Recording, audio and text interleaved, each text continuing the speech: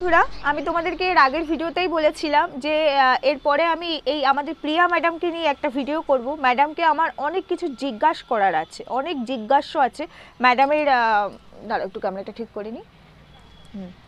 তো ম্যাডামকে তো সেই কারণে ভিডিওটা আমার কালকেই দেওয়ার ইচ্ছে ছিল, কিন্তু কালকে আমি দিতে পারিনি, কারণ কালকে দুটো ভিডিও তো দিয়েছি, আজকে দেখো তিনটে ভিডিও হয়ে গেল। যাই হোক, কিছু করার নেই।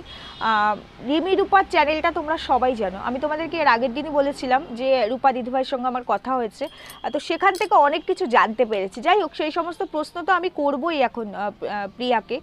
তার আগে বলতে চাই, এই যে প্রিয়ার না এত নাটক, এত নাটক, কত নাটক মানুষ কতক্ষণ সহ্য করতে পারে তোমরাই বলো।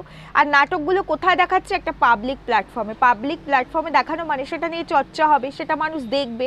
এবার এটা দেখার পর যখন এটা নিয়ে আমরা কন্ট্রোভার্সি করব, তখন আমাদেরকে হুমকি টমকি কত কিছু দেবে, যে না কেস করে দেবো, এই করব সেই করব। এত ন্যাকামি না করে, যদি ভালো যেটা লাগবেই না সেটাকে এইভাবে না দেখিয়ে একদম যেটা ছাপোষা, যেটা ফ্যাক্ট, সেটাকে তুলে ধরলেই তো হয়। তাহলে তো আর তাকে নিয়ে কন্ট্রোভার্সি হয় না, হয় কি না? এদের ক্ষেত্রে আবার সেটা না। প্রিয়া কিন্তু পুরোপুরি কন্ট্রোভার্সি চায়, প্রপার কন্ট্রোভার্সি প্রিয়া চায়। এবার কন্ট্রোভার্সি করতে গেলে যখনই কেউ একটু স্ট্রিক্টলি কোনো কথা বলে দেবে, তখনই বসে পড়বে তাকে উত্তর দিতে। সব সময় দেখেছি প্রিয়ার এই ক্যারেক্টারটা। আচ্ছা, এত নাটক একটা মানুষ কিভাবে করতে পারে বলতে পারো? না, শুরু থেকে প্রিয়া এই নাটকটা করতো না, কিন্তু প্রিয়ার নাটকটা শুরু হয়েছে এই বছর খানেক ধরে, মানে 1-1.5 বছর ধরে প্রিয়ার বেশ নাটক চলছে, মানে নাটকের ওপরে নাটক।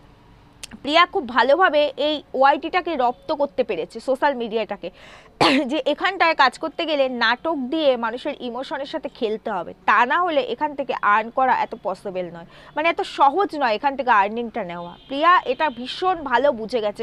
আমি তো মনে করি এই যে সমস্ত মানুষদের নিয়ে কন্ট্রোভার্সি হয়েছে, যেমন ম্যান্ডি, ভাঙাটিন, তারপরে আরও অনেক আছে এরকম, তাদেরও ওপরে 100 কাটি ওপরে হচ্ছে আমাদের এই ম্যাডাম, প্রিয়া ম্যাডাম।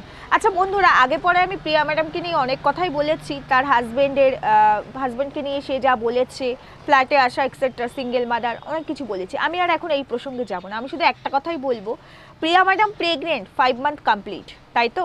প্রিয়া ম্যাডাম এই ফ্ল্যাটে শিফট করেছেন 2 মান্থ। তাহলে ম্যাডাম তো জানতেন যখন ফ্ল্যাটে আসছেন যে সে অলরেডি প্রেগনেন্ট। আমরা জানতাম না, আমাদেরকে বলেনি, আমাদেরকে বলেছে ফ্ল্যাটে শিফট করার পরে। তাহলে আমি যখন জানতামই যে আমি প্রেগনেন্ট, তাহলে আমার এটা বোঝা উচিত যে এই অবস্থায় আমি কতটা মেনটেন করতে পারবো, তাহলে সেই অনুযায়ী আমাকে একটা বাড়ি ভাড়া নেওয়া উচিত, উচিত কি না? না, এটা হচ্ছে ড্রামার একটা অংশ। মানে আমি তোমাদেরকে বলি না, এই ম্যাডামটি না কোনো কিছুতে স্টিক থাকতে পারে না, কোনো কিছুতে স্টিক থাকতে পারে না, ঠিক ম্যান্ডির মায়ের মতো, নিপা কাকিমার মতো। মানে কোনো জায়গায় যেমন নিপা কাকিমার পাটা এক জায়গায় স্থির থাকে না, আমাদের এই ম্যাডামেরও কোনো সিদ্ধান্তে দেখবে না 6টা মাস সেই সিদ্ধান্তটাকে টেনে নিয়ে যেতে পেরেছে, পারেইনি।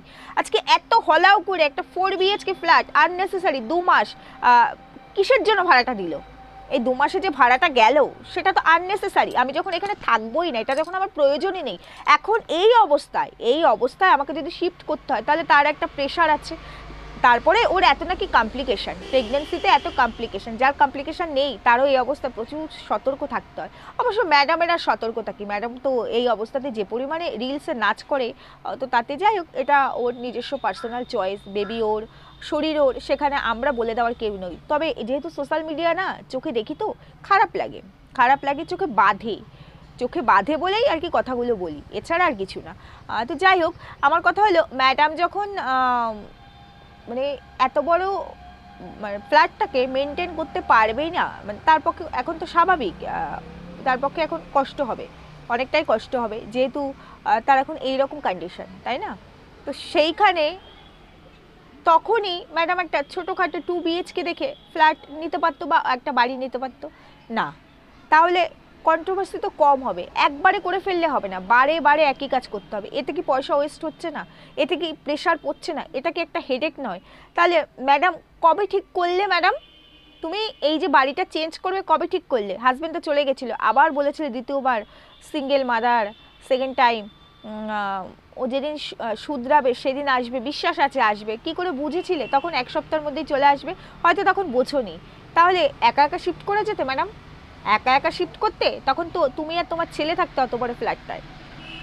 কখন এগুলো তোমাদের মধ্যে ডিসকাস হলো? আচ্ছা বন্ধুরা, আমি একটা শিফটিং করব, নিশ্চয়ই রাতারাতি ঠিক করতে পারি না, আমার একটা প্ল্যানিংয়ের দরকার। তার মানে কি এই যে এগুলো না সব স্ক্রিপ্টেড, এখন আস্তে আস্তে সামনে আসছে, একটার পর একটা আসছে। আবার ম্যাডামের লাস্ট ভিডিও আমি দেখিনি, তাই আমি ভেতরে কি আছে বলতে পারবো না। ম্যাডাম কি বললেন, জলের দামে বাড়িটা বিক্রি হচ্ছে, আমি জাস্ট টাইটেল আর থাম্বনেলে এই দুটোই দেখে এসেছি, বিক্রি হচ্ছে। এই বাড়িটা কেনার সিদ্ধান্ত নিয়েছি, তোমরা বলো তো ঠিক হবে কিনা। তোমরা কাইন্ডলি আমাকে একটু কমেন্টস করে জানিয়ে তো বাড়িটা বিক্রি সম্পর্কে কি বলেছে। আমাকে যদিও কালকে একটা বোন কমেন্টস করেছে, দিদি ভাই দেখো না কি করছে, বলছে এখন বাড়ি কিনবে। আচ্ছা, বাড়ি যখন কিনবই তাহলে 2 মাস টাইম লাগলো কেন? মানে এই 2 মাসের মধ্যে কি এমন হয়ে গেল যে 2 মাসের মধ্যে আমি রাতারাতি মানে লটারি পেয়ে গেলাম যে একটা বাড়ি আমি নিয়ে নিতে পারবো, কিনে নিতে পারবো? আমি জানি না ভিডিওর ভেতরে সত্যি কি আছে, তারপরেও বলছি, ওর টাইটেলটা দেখেই বলছি যে রাতারাতি 2 মাসের মধ্যে কি প্রিয়া দেবীর আমাদের লটারি লেগেছে যে 2 মাসের মধ্যে সে একটা বাড়ি কিনে নিতে পারবে? তার মানে এই বাড়িটা আমরা কিনবো, যার কারণেই আমরা ফালাকাটায় আসছি শ্বশুরবাড়ি ছেড়ে। এটা প্ল্যান ছিল অনেক আগে থেকে, দীর্ঘ পরিকল্পনা।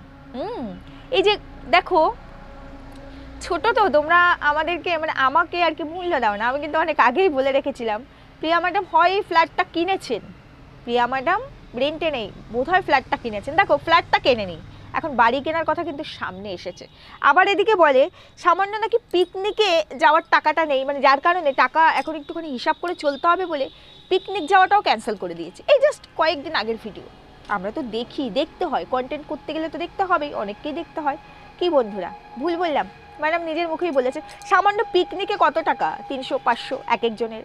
তো সেই টাকাটা নাকি এই মুহূর্তে বার করাটা খুব কষ্টকর। তাহলে এই যে বাড়িটা এখন কিনবে বলছে, আমি জানি না কতটা সত্যতা, সেটার জন্য তো একটা লাক্সারিয়াস মানে হিউজ পরিমাণ একটা অ্যামাউন্টের দরকার, তাই না? কোথা থেকে আসবে? যাই হোক, এই প্রশ্নগুলো তো রইলই, তোমাদের জন্য রইলো, ম্যাডামের জন্য রইলো। ম্যাডাম এই প্রশ্নের উত্তর দেবে না। চলো মেন পয়েন্টে যাই, ভিডিও ছোট করব, বেশি বড় করব না। যেটা বলতে চাইছিলাম যে এই যে রিমি রূপার যে চ্যানেলটা, রিমির বিএমটি হয়েছে, তোমরা সবাই জানো ভেলোরের সিএমসি থেকে বিএমটি হয়েছে। আমার রূপা দিদিভাইয়ের সঙ্গে পরশুদিন রাতে কথা হচ্ছে, বেশ অনেকক্ষণ, কালকে ভিডিওটা আনার ইচ্ছে ছিল, করতে পারিনি আমি। সেখানে আমি যতটুকু জানলাম রিমি হলো বিটা থ্যালাসেমিয়া মেজর, মানে এই যে বিটা থ্যালাসেমিয়া মেজর যে সমস্ত পেশেন্ট থাকে, মানে যাদের এই থ্যালাসেমিয়াটা হয় তাদের বিএমটি ছাড়া অন্য কোনো ওয়ে থাকে না, মানে সাবস্টিটিউট বলে অন্য কিছু নেই। আর একমাত্র এই বিটা থ্যালাসেমিয়া মেজর যারা হয়, যে সমস্ত পেশেন্ট হয় তাদেরকেই বিএমটি করাতে হয়। অন্য কোনো মানে থ্যালাসেমিয়ার নাকি প্রচুর ভাগ আছে, প্রচুর, মানে কেরিয়ার এই সেই। আমি থ্যালাসেমিয়া সম্পর্কে এত কিছু কেন কিছুই জানি না, বিশ্বাস করো, শুধু নাম জানি থ্যালাসেমিয়া। আমি দিদিভাইয়ের সাথে কথা বলে যেটুকু জানতে পারলাম তার হিসাবে আমি আমার ওপিনিয়ন দিচ্ছি। তো সেখানে আমাদের আয়ুষ মানে কি ধরনের থ্যালাসেমিয়া রিলেটেড আমি এটা জানতে চাই প্রিয়া ম্যাডামের কাছে। আমি প্রিয়া ম্যাডামকে বলতে চাই যে ম্যাডাম আপনি কাইন্ডলি আপনার কমিউনিটিতে একটুখানি প্রেসক্রিপশনটা একটুখানি শো করবেন যে কী ধরনের থ্যালাসেমিয়ায় ও আর কি এফেক্টেড। আমি জানি প্রিয়া ম্যাডাম হচ্ছেন মা, মায়ের থেকে আমরা কেউ বেশি না, অবশ্যই সে তার সন্তানের জন্য সব থেকে ভালোটাই ভাববে। তারপরেও একটা ভাবনা আপনি আমাদের জন্য ছেড়ে গেছেন, কোথায় জানেন? বিএমটি করবেন বলেও করেননি। না, আপনি এখান থেকে কি তুলেছেন কি নিয়েছেন আমি সেই প্রসঙ্গে আসবই না। ওই যে বললাম আপনি মা, আমিও মা, তাই মায়ের জায়গায় আপনি আপনার সন্তানের জন্য 100%। আমি সেখানে ডাউট প্রকাশ করে কোনো কথা বলতে পারি না। আর কোনো বাচ্চা আমার কন্টেন্টও নয়, আমি আপনার বাচ্চাকে কন্টেন্টও করছি না ম্যাডাম। শুধু একটাই প্রশ্ন যে ওর ঠিক কী ধরনের থ্যালাসেমিয়া, কারণ থ্যালাসেমিয়া সম্পর্কে আমি এই রিমির ক্ষেত্রে যতটুকু বুঝতে পেরেছি তাতে একমাত্র রিমির যেটা হয়েছে সেটাতেই বিএমটি করাতে হয়, আর সেটাতে প্রত্যেক মাসে তাকে ব্লাড দিতে হয়। আমাদের আয়ুষের ক্ষেত্রে আমরা দেখেছি 7-8 মাস পর পর ব্লাড দিতে হয়। মানে এই ধরনের থ্যালাসেমিয়া, মানে আয়ুষের ক্ষেত্রে যেটা, এই ধরনের থ্যালাসেমিয়া যাদের থাকে তারা মেডিসিনে ঠিক হয়ে যায় এবং একটা টাইম পরে, মানে তাদের খাওয়া দাওয়া আর মেডিসিনের উপর থাকলে একটা টাইম পর তারা ঠিক হয়ে যায়, তাদের কিন্তু বিএমটি প্রয়োজন হয় না। যদি সেটাই হবে তাহলে প্রিয়া ম্যাডাম কাদেরকে বোকা বানিয়েছিলেন? কেন বলেছিলেন ছেলের বিএমটি করাতে হবে? করাই তো নেই। তাহলে কেন প্রিয়া ম্যাডাম বলেছিলেন যে ছেলের বিএমটি করাতে হবে? কেন আমাদেরকে সেদিন বোকা বানিয়েছে? ইভেন এখনো আমরা জানি না অ্যাকচুয়ালি আয়ুষ মানে ঠিক কী রিলেটেড থ্যালাসেমিয়া আক্রান্ত। থ্যালাসেমিয়া তো অবশ্যই ওর আছে, সেটাই কোনো ডাউট নেই, কী রিলেটেড এটুকুই জানতে চাই। আরেকটা কথা যেটা রূপার কাছ থেকে আমি জানতে পেরেছি যে যাদের এই ধরনের মানে রিমির ক্ষেত্রে যে থ্যালাসেমিয়া, তারা সেকেন্ড টাইম ইস্যু নিতে পারে না, কারণ সেই প্রত্যেকটা বেবির এই ধরনের থ্যালাসেমিয়া আসবে। আর যাদের কেরিয়ার তারাই একমাত্র এই যে প্রিয়ার মতো ইস্যু নিতে পারে। এখানে আরও অনেক বড় খটকা। কাইন্ডলি প্রিয়া ম্যাডাম প্রেসক্রিপশনটা একটু কমিউনিটি পোস্ট করবেন। আমি আপনাকে প্রশ্ন করে গেলাম, আশা করব এর উত্তর আমি পাবো। বন্ধুরা ভিডিও আর বেশি বড় করতে পারবো না, কারণ আমার মেয়ে চলে এসেছে স্কুল থেকে। টাটা।